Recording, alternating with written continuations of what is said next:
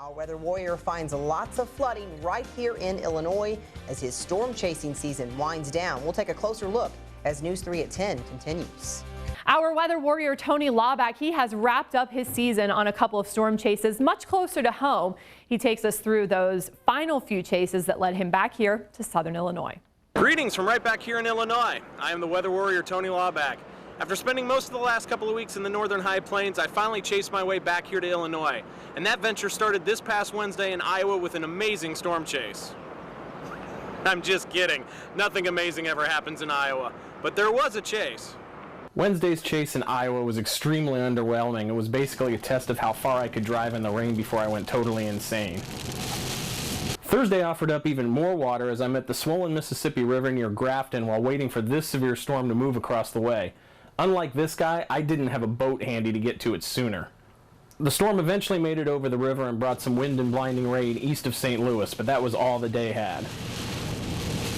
The third chase was a couple days later over the weekend and was a highly anticipated setup for far eastern Missouri and western Illinois. Two storms went up around me as I targeted the town of Hannibal, Missouri. Storm to my north, developing wall cloud. Turn 180 degrees south, and there's another storm with a wall cloud. I chased the storm southeast along the Mississippi River where it tried to tornado not once, not twice, not 3 times, but 4 times, and in all those attempts it went 0 for 4. I stayed with it, following it across the river into Illinois where I again met the Mississippi's floods near Hamburg. After navigating a series of waterlogged roads, I eventually made it back into the St. Louis area just as a different tornado-warned storm was moving across the metro area. The heavy rains made it impossible to see anything tornadic, but they left a mess of their own behind. You'd think one stalled car was hint enough, but this guy opted against the whole turn around, don't drown thing and plowed through anyway. And then there was 2.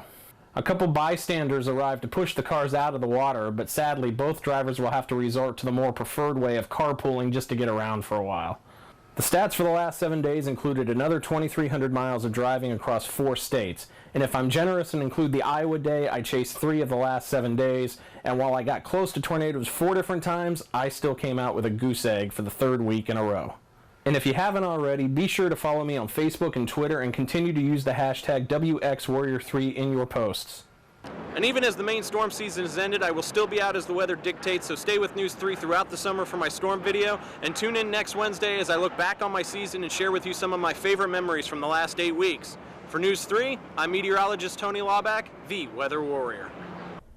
Good job, Tony. We're glad to have him back. Glad he's Saw him back on Monday, safe. so. Yes, indeed.